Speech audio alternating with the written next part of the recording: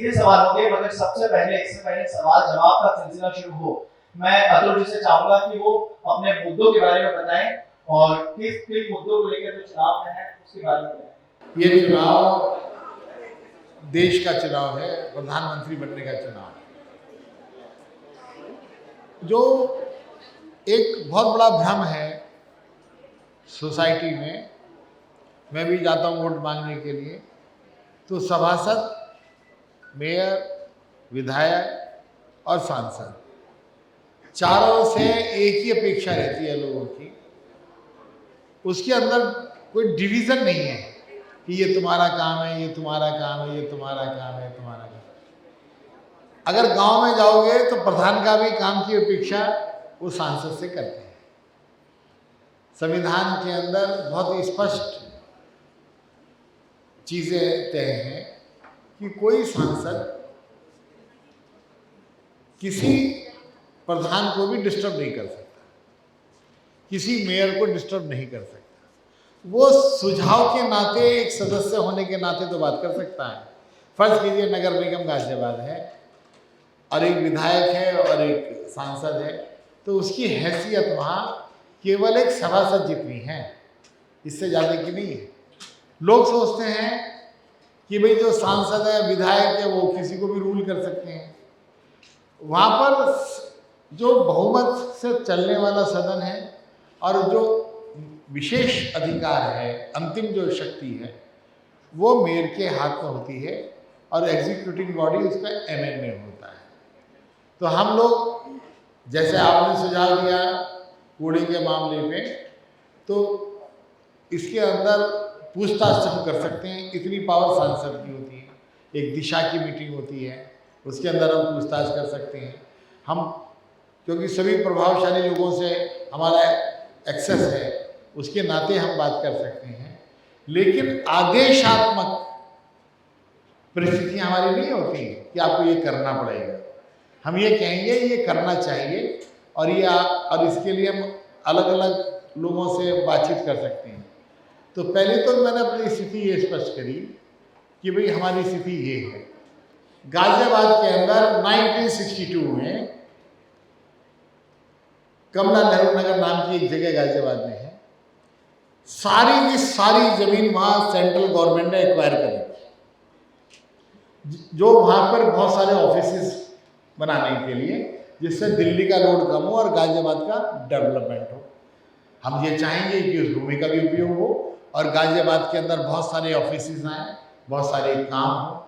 ये काम सांसद का है, ठीक है।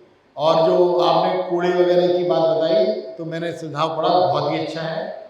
यथाशक्ति मैं उसमें पूरी ताकत लगाऊंगा। तो मेरा इच्छा जो है सिर्फ इतनी है कि गाजियाबाद और दिल्ली की दूरी, इतनी सारी सड़कें और पुल बन गए हैं कि अब 35 मिनट की रह गई है, लेकिन जो डेवलपमेंट का अंतर है वो भी समाप्त हो, दिल्ली और गाजियाबाद का डेवलपमेंट एक जैसा हो, इसका मेरा प्रयास है।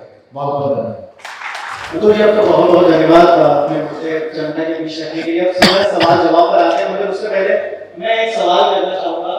आपकी जिम्मेदारी बड़ी इसलिए भी क्योंकि लगातार 4 बार गाजियाबाद में बीजेपी की सरकार है। 2009 में जब से पहले चुनाव हुए, तब से 2014 से केंद्र में बीजेपी की सरकार है, 2017 से प्रदेश में बीजेपी की सरकार है। तो गाजियाबाद में हम ट्रैफिक का मुद्दा देखें, ट्रैफिक सड़कें जाम होती हैं, अक्सर हम कभी निकल जाते हैं, सुबह का वक्त हो चाहे शाम का वक्त हो। एक मुद्दा, और दूसरा मुद्दा मैं कचरे का उठाना चाहूँगा। उन दोनों मुद्दों को लेकर आपका क्या विजन है, हमको बताइए, फिर जनता से सवाल करेंगे। देखिए, जो ट्रैफिक है वो इसलिए भी बढ़ा है कि जो काम पिछले 70 सालों में, 60 सालों में नहीं हुए थे, इन 10 सालों में गाजियाबाद में एक गजब का डेवलपमेंट हुआ।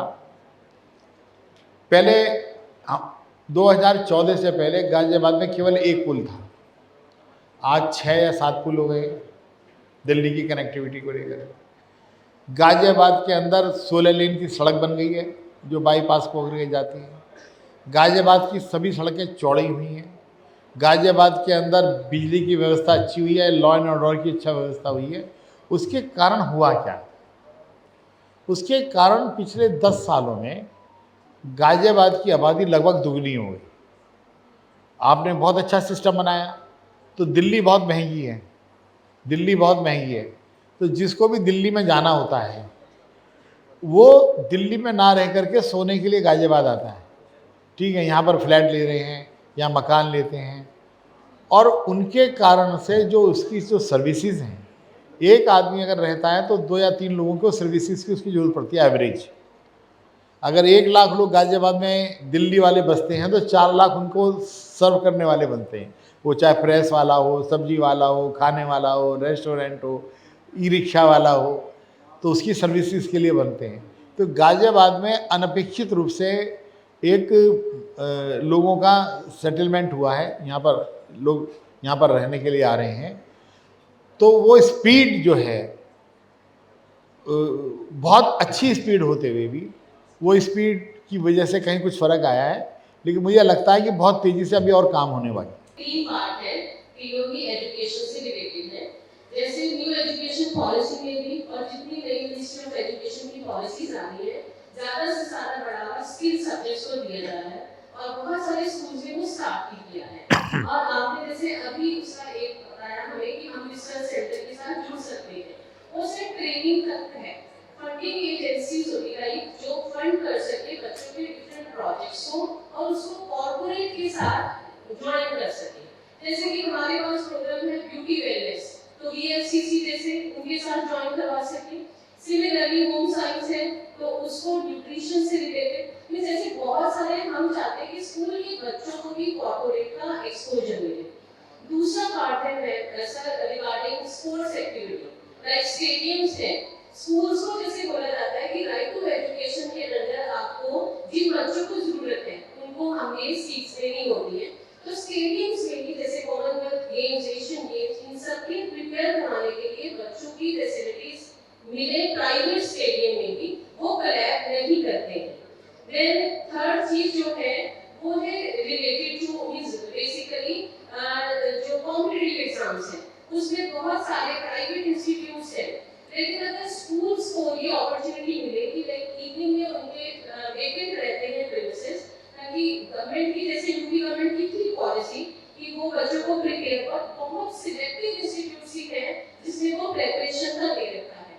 सो ज़्यादा से ज़्यादा स्कूल्स को वो वाली सहूलतें मिले ताकि बच्चों को हम अपने स्कूल प्रेमिसेस में ही कॉम्पिटिटिव एग्जाम्स के लिए प्रिपेयर कर सकें। केवल मैं अपनी सरकार को श्रेय नहीं देता, बीजेपी गवर्नमेंट के आने से पहले भी सेंट्रल गवर्नमेंट की और स्टेट गवर्नमेंट की बहुत सारी पॉलिसीज़ ऐसी हैं जिसके बारे में किसी को अवेयरनेस बहुत कम है। इसमें आपकी भी गलती है, इसमें हमारी भी गलती है। कोई भी थिंकर हो, कोई भी इनोवेशन का प्रोजेक्ट हो, वो सब financed by central government, state government already 15-20 सालों से हैं। पहली बात तो मैं आपको ये बता दूं। और जब से बीजेपी गवर्नमेंट आई है, इसका जो फंड्स है वो 10 गुना बढ़ा है।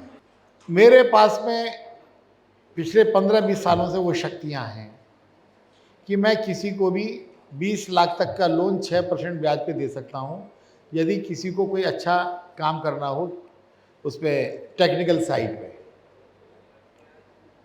आप बिलीव करेंगे कि गाजियाबाद से 4 एप्लीकेशन भी मेरे पास नहीं आते और वो सब वेबसाइट पे। मैं किसी को भी, उस आदमी को जो कोई अच्छा प्रोजेक्ट तैयार कर रहा हो, उसको 10 लाख रुपए तक का सब्सिडी दे सकता हूँ जो वापस ही नहीं करता। अगर किसी के मन में कोई आइडिया हो तो 30-35 लाख रुपए तक मैं उसको सोचने के लिए दे सकता हूँ जो उसको वापस नहीं करना है। अब ये बताइए आप कि ये स्कूल के प्रिंसिपल्स को ये क्यों नहीं पता? मैं आपसे शिकायत नहीं कर रहा हूँ, ठीक है। इतनी स्कीम्स हैं, इतनी स्कीम्स हैं। किसी दिन आप समय निकालिए और मैं आपको सारी योजनाएं कि मैं आपको वेबसाइट पे दे दूंगा और एक अच्छी शुरुआत करते हैं यहाँ पर हम मिलकर गाजियाबाद के लिए। किसी को पैसे की कमी नहीं होने देंगे, ये मेरी जिम्मेदारी है।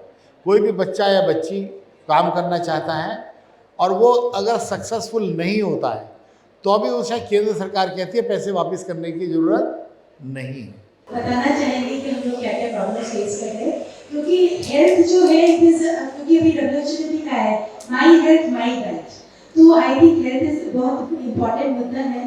तो डॉक्टर्स के ऊपर सर ये है कि हमारा रजिस्ट्रेशन जो 50 से कम बेड का है और जो क्लिनिक्स का रजिस्ट्रेशन है वो एवरी ईयर होता है सर। अगर उसको 5 years करने से तो Kishore sir that will be better sir. देखिए डॉक्टर साहब, मेरा ये मानना ही सच भी है, इस बार सेंटर में बिना बैंडी की सरकार नहीं बनेगी। हमारे लगभग 40 सीट आएंगी पूरे देश में और हमारी सरकार में हिस्सेदारी होगी। तो आपकी जो ये पॉलिसी है उसको हम 5 साल की करने का आपसे वादा करते हैं। मैं संसद पढ़ के आप मुझे 50 सांसद में मैं आपका ये वादा पूरा करूँगा। सभी को नमस्कार। और मेरा ये सवाल माननीय अतुल गर्ग जी से, मेरा पूरा भरोसा है कि इस बात को कहीं दूसरी तरफ न ले जाए, कि मुझे पूरा विश्वास है कि आप यहाँ से लोकसभा जीत रहे हैं और केंद्रीय मंत्री भी शायद बनेंगे, ऐसा मुझे पूरा विश्वास है। लेकिन मेरी शर्त ये है आपसे कि जिस विचारों को लेकर के यहाँ दैनिक जागरण ने पूरी चर्चा की है, गाजियाबाद में एक बहुत बड़ा नुकसान एक उससे हो रहा है कि यहाँ पर कन्या भ्रूण हत्या की जांच के लिए जो अल्ट्रासाउंड खुले हुए हैं, जो टीम हरियाणा से आकर के यहाँ छापा मारती है, उस पर क्या कार्रवाई होगी जो अब तक कभी कार्रवाई नहीं हुई? आगे आपसे हम क्या उम्मीद करेंगे, क्या वो कन्या भ्रूण हत्या रुकेगी? मैं कुछ कंफ्यूज हो गया हूँ। ये भ्रूण हत्या वाले मामले में तो मैं सांसद बनने की जरूरत नहीं थी, विधायक बनने पे भी मैं रोक सकता हूँ। मतलब ये तो मेरे अधिकार क्षेत्र में है उस पर कार्रवाई करना। लेकिन मेरे को एक भी शिकायत नहीं मिली है, मेरी जानकारी में भी नहीं आया है। ठीक है कि भाई अखबारों से पता पड़ा कि 1-2 जगह छापे पड़े हैं, तो मेरे को आप मिल करके कभी आप बताइए कि कहाँ का क्या है। तो ये कोई सांसद बनने की जरूरत ही नहीं है इसमें, इस काम के लिए तो विधायक भी बहुत है। ठीक है, और इस पर कार्रवाई करा देंगे, कोई बड़ी बात नहीं। लेकिन आपके बिना सहयोग के नहीं होगा, आप मेरे को बताएंगे तभी हो पाएगा। ठीक है। मेरा नाम सचिन सोनी है। मेरा सवाल प्रत्याशियों से है कि जब आप सांसद बन जाएंगे तो नोएडा से गाजियाबाद को जोड़ने के लिए मेट्रो और नया बस अड्डा से नागवा मेट्रो क्या गाजियाबाद को मिल पाएगी? ये जो इतने बड़े बड़े प्रोजेक्ट्स होते हैं, ये केंद्र सरकार और प्रदेश सरकार की योजना के अनुसार हो चुके हैं। और पहली बात तो मैं आपको ये बता दूं कि ऑलरेडी इसका DPR बन चुका है, इसका श्रेय मैं नहीं ले रहा। देखिए, ऐसा नहीं है कि मेरे बनने से ये प्रोजेक्ट आ रहा है, इसका जब बनेगी तो आप लोग कहोगे अतुल जी ने बनवा दी, ऐसा नहीं है। वो केंद्र सरकार और प्रदेश सरकार की सहमति से इसका DPR बन चुका है और ये स्वतः ही इस पर प्रोग्रेस है। हाँ, मेरा फ़ायदा ये होगा कि इसको मैं परस्यू कर लूँगा कि और तेज़ी से हो जाए। ठीक है। मेरा सवाल आप सभी से ये था कि यूपी सरकार ने हमें टारगेट दिया है कि हम 1 ट्रिलियन की इकॉनमी आने वाले कुछ वर्षों में बनाने वाले हैं। तो मैं आपसे जानना चाहता हूँ कि गाजियाबाद इस टारगेट को अचीव करने के लिए क्या कंट्रीब्यूशन कर सकता है? आपका क्या इस पे रोड मैप है, क्या विजन है? देखिए, जो सरकार है वो तो अपने विषय रखेगी और कोई टारगेट कोई सरकार की जिम्मेदारी देती नहीं है, सिर्फ बड़ी बातें रख देती है। वो 10 साल में पूरा होगा या 20 साल का कोई भरोसा नहीं होता। लेकिन यह है कि आम जनता, उद्योगपति सभी अपना अपना देश के प्रति फर्ज निभाए और टैक्स देने में भी भूमिका निभाए और सभी बच्चे पढ़ाई करें। लेकिन मेरा मानना है कि कोई भी विधानसभा या लोकसभा के वासी भी तरक्की कर सकते हैं अगर सरकार जो टैक्स कलेक्शन कर रही है उसमें एक तो चिकित्सा और एक शिक्षा, ये आम आदमी को फ्री मिलनी चाहिए। आज हमारे देश में 60% जनसंख्या आर्थिक कमजोर की स्थिति में है और अभी सवाल उठा था आयुष्मान कार्ड का। आयुष्मान कार्ड का अगर 2 बार डॉक्टर देखना पड़ेगा, उसका 5 लाख रुपए खत्म हो जाता है। इसका कार्रवाई क्यों नहीं करती सरकार? वो बेचारा फिर प्राइवेट में जाता है, फिर तो पैसा लगाता है। अब मेरा सवाल सर ये है कि जैसे अभी आपका जो नगर निगम के काम है, ठीक है, उनको मैं कॉल करती हूँ लेकिन एक स्तर पे काम नहीं करता, मुझे कई टेबल पे जाना पड़ता है सर। दूसरा जो नगर निगम की हेल्पलाइन है आप उसको चेंज कराइए सर। आप अभी मैं आपको एट ए टाइम कॉल करके दिखा दूंगी, तो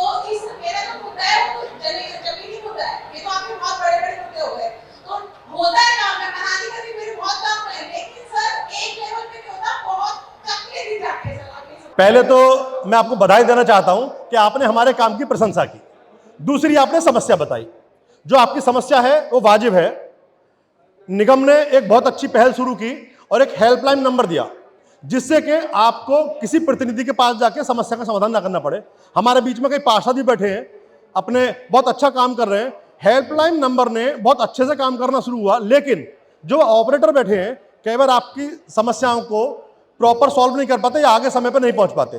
तो मैं अपनी माननीय मेयर साहिबा से, सुनीता बहन जी से आपकी बात पहुंचाऊंगा कि हेल्पलाइन नंबर को ऑपरेट करने वाले लोग प्रॉपर एफिशिएंट बैठे और आपकी हर समस्या का समाधान हो, ऐसा मैं बात करूंगा। आप लोग सब वादे करते हैं कि हम सब कुछ फ्री कर देंगे। अब जब आप वादे करते हैं फ्री करने का, उससे सीधा दबाव अब आदमी पे पड़ता है क्योंकि आप लोग टैक्स बढ़ा देते हैं। और दूसरा सवाल ये है मेरा बीएसपी पार्टी के सर से कि वो कह रहे हैं कि एजुकेशन फ्री हो जानी चाहिए। अगर एजुकेशन ही फ्री हो जाएगी तो इतने सारे टीचर्स की सैलरी कहां से निकलेगी और आप ग्लोबल लेवल पर एजुकेशन डेवलप कर रहे हैं। देखिए मेरे युवा साथी, जो टीचर को जो अभी भी जो तनख्वाह मिलती है वो भी गवर्नमेंट अपने पास से देती है। और सरकारी स्कूलों में कितनी जो फीसें कितनी होती है, उससे क्या गुजारा होता है। और आज भी जो गरीबी है, गरीबी कैसे दूर होगी, कैसे जो है शिक्षा आज हमने अच्छे से रोड तो बना दिए सत्ताधारी पार्टी ने, रोजगार नहीं है। और दूसरा ऐसे ऐसे काम करने का आपको बताऊं कि भाईचारा को खराब कर दिया। पहली सरकार में ऐसे बना था, वो क्या था कि भी 2 छोड़ के आदमी तबाही करेंगे तब उसमें मुकदमा लागू होगा। लेकिन बीजेपी ने क्या किया, सीधा कि ये कहो जो सब कहो सीधे जेल जाओ, जांच बाद में होगी। सिर्फ भाईचारा खत्म किया, जो माता दबा दिया, राजपूतों से जाटों से दबा दिया। इस पार्टी ने जातिवादी करके धर्मवादी करके सत्ता पाई है। आपके 2 सवाल थे। पहला सवाल था कि फ्री में बहुत सारी चीजें नहीं देनी चाहिए। इस सवाल का मैं जवाब दूंगा। हम भी इस पक्ष में नहीं है कि सब कुछ फ्री दिया जाए, लेकिन कुछ पार्टियों ने ऐसी कोशिश करी दिखाने की। मैं नाम भी सीधा लेके बताऊं, आम आदमी पार्टी आई और उसने कहा कि हम बिजली फ्री देंगे, ये फ्री देंगे, ये फ्री देंगे और सब कुछ फ्री कर देंगे। लेकिन उस फ्री के चक्कर में ऐसा फंसी वो कि वो फ्री देते देते देते देते आज जेल में है। उनके कई मंत्री, उनके मुख्यमंत्री भी जेल में है। माननीय मोदी जी का कहना था गरीब वर्ग जब कोरोना में परेशान हुआ और 2-2.5 साल तक कोरोना की वजह से उनकी आमदनी इफेक्ट हुई, तो उन्होंने सोचा गरीब आदमी को परेशानी ना हो और वो भूख से ग्रसित था, उसको राशन फ्री देना शुरू किया। और वो प्रथा आज तक चली आ रही है, लेकिन सिर्फ गरीबों को दिया। उन्होंने ये नहीं कहा कि हम लाइट भी फ्री करेंगे, हम शिक्षा फ्री करेंगे, हम स्वास्थ्य फ्री करेंगे, लेकिन गरीबों के लिए स्वास्थ्य भी फ्री किया, शिक्षा भी फ्री की, जिनको वास्तव में आवश्यकता है। मैं आपसे ये बताना चाहता हूँ, हमारे अध्यक्ष अभी हमें जनसभा से लौट के आ रहे थे, देश के लिए सभा करते हैं। हमारी जो पार्टी की लड़ाई है वो गाजियाबाद की लड़ाई है, वो हिंदुस्तान की लड़ाई है, महिलाओं की लड़ाई है, श्रमिकों की लड़ाई है, युवाओं की लड़ाई है, व्यापारियों की लड़ाई है, पिछले छोटे जीएसटी व्यापारियों की लड़ाई है। हमारी लड़ाई समानता के लिए लड़ाई है कि केवल 120 व्यापारियों को सारा भगा दीजिए और आम आदमी 99% लोगों को बिल्कुल खाली कर दीजिए। हमारी लड़ाई है बेटियों को बचाने की लड़ाई है, तो देश के लिए बोलिए। अभी देखा अमिताभ बच्चन ने 0-10 से आपका कोटा दिया है हिंदुस्तान का, उस बेटी को किस तरह से भाजपा के नेताओं ने सड़क पर घसीट कर दिल्ली में क्या हमारी लड़ाई बेटियों की लड़ाई है। आप भी उनके साथ लड़ेंगे, उनके साथ लड़ेंगे, उनके लिए लड़ेंगे। आपका शहर, आपके मुद्दे, आपका सरोकार, सत्ता का महासंग्राम। चुनाव के हर पहलू पर होगी जागरण चर्चा।